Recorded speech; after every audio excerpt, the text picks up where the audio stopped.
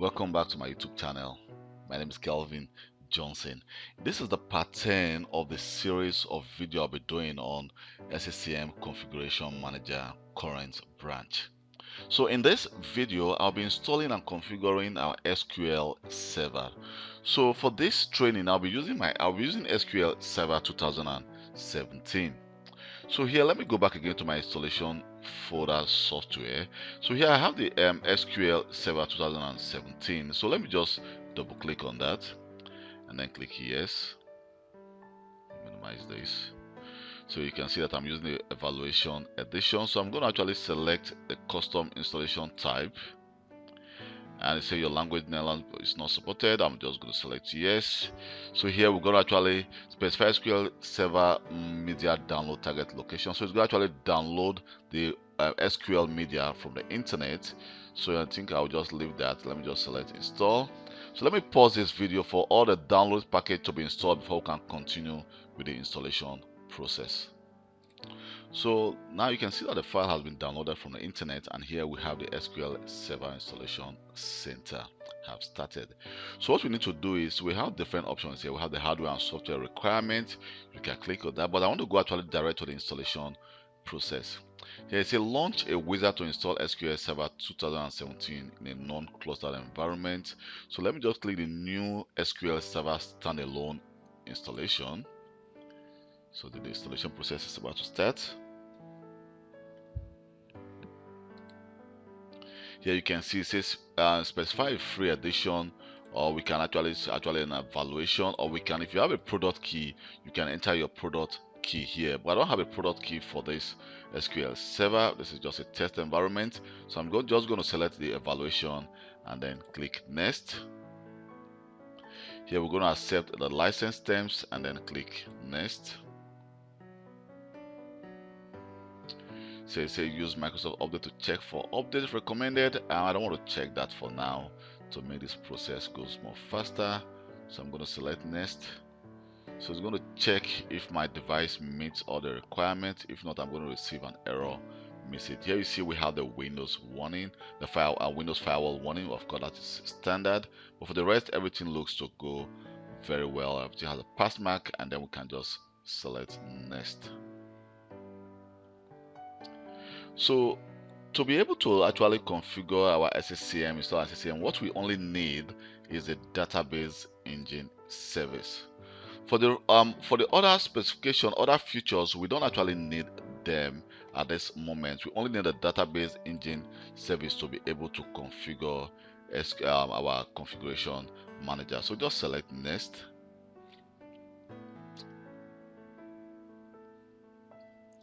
So it says please wait, it's trying to check. So here we have the default instance, or we can actually select the name instance, but I'm going to go for the default instance and just select next.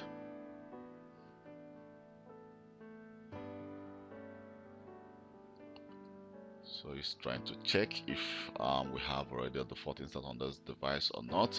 So here it says the service account. So now we need to actually here you will need to actually assign an account here, because so what I need to do is I need to browse. I created an account. Let me go back again to my Active Directory. If I go back to Active Directory users and computers, and then I go to my Kelv Global, and here we have the admin. You can see that I created an account called the SQL agent, which I'll be using for this installation process. So it's just sql.agent. Then I want to go back again and enter sql.agent, check name, and that is correct. Then I'll need to enter the password for that. Then I want the startup to actually be automatic instead of manual. And also for the SQL Server database, I'm going to use the same account. But maybe for a production environment, you may have different accounts you are going to be using. But for this test environment, I'll be using the same account, and also I'll be entering the password. And you can see the startup is going to be automatic. But what we also need to also configure is the collation. The collation at this moment, let me just go to collation. You can see that the database engine is the Latin General CIAS.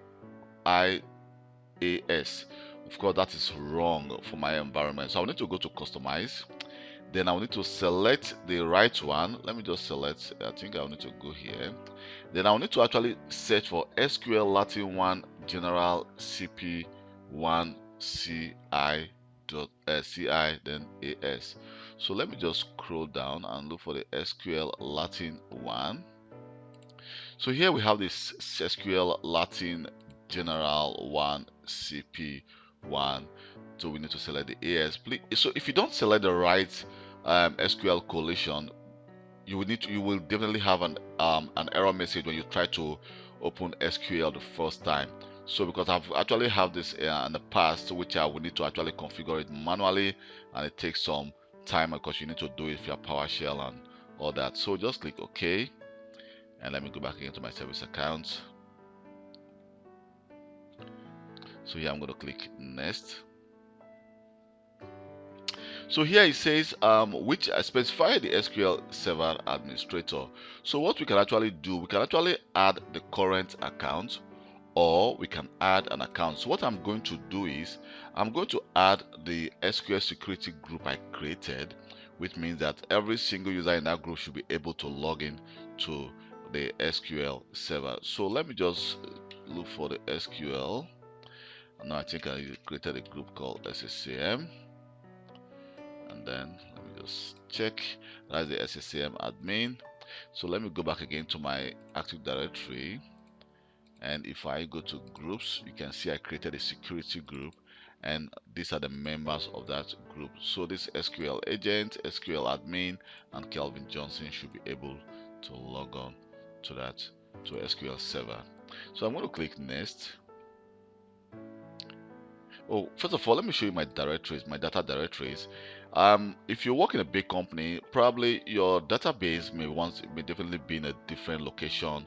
For example, we have the backup directory, but for here, I'm going to leave it for the. I'm going to select the standard location, but you can as well choose a different location. For example, you have like a file server where you actually back up your database, and also for the log file, you can back it up to a different location. But I'm going to just select that as my default location, and then just click Next. Here you can see it's ready to install. You can just scroll down and check, and then we're going to install our SQL Server. So the installation process is going to take some time, after which I'm going to pause this video and come back again when installation have complete. So we can see that the installation have been completed. We can see we didn't receive any error message. All says succeeded. So the install successful. So let me just click Close. And now we need to install our SQL Server Management Studio. So what I need to do, I've already downloaded that file here. Let me see, that's the full SSMS setup.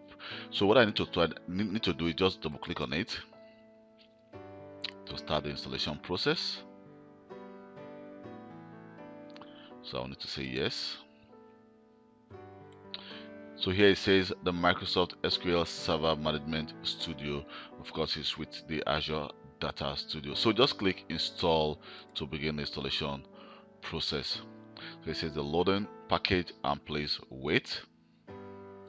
So we can see that the installation process have started. So I'm going to pause this video again and come back when we have fully installed our SQL Server Management Studio, because we need the Management Studio to be able to log into SQL Server. So because without the Management Studio, we will not be able to log in to our SQL Server. So here you can see that the installation have complete, and it says all specified components have been installed successfully. So we need to restart our Windows server to actually complete the installation process. And let me just restart this server and come back again when I've logged on to the server. So now my device have started, so I've logged on to my Windows server. That's where I'll be installing my configuration manager, and it is actually the same server I installed the SQL Server. So let me go to my start menu. Here we have the Microsoft SQL Server tools. So let me just open that folder, and then I'm actually looking for the SQL Server Management Studio. Let me try to open that. So the SQL Server Management Studio is trying to open.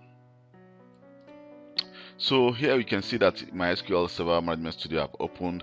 So we're going to be connecting to our database engine, and then here is the server name, which is correct, and the Windows authentication. We'll be using this login name, but we can actually change to see we want to use our SQL Server authentication. So let me just select this name and then click connect.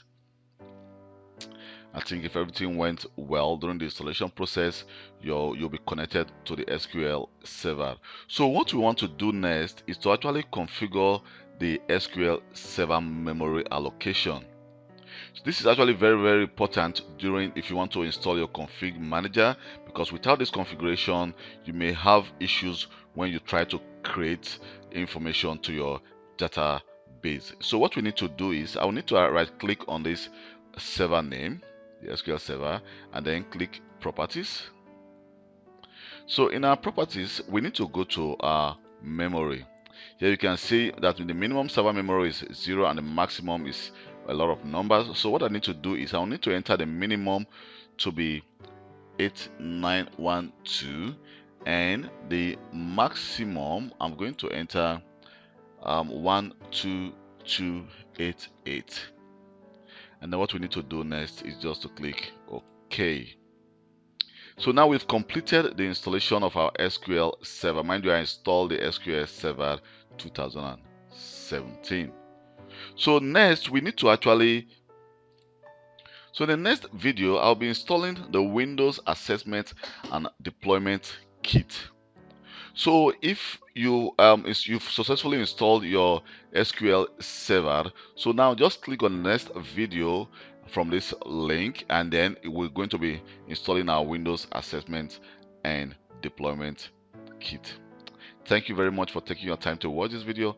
My name is Kelvin Johnson, and please don't forget to subscribe to my YouTube channel for more IT videos. Thank you, and see you on the next video. Bye.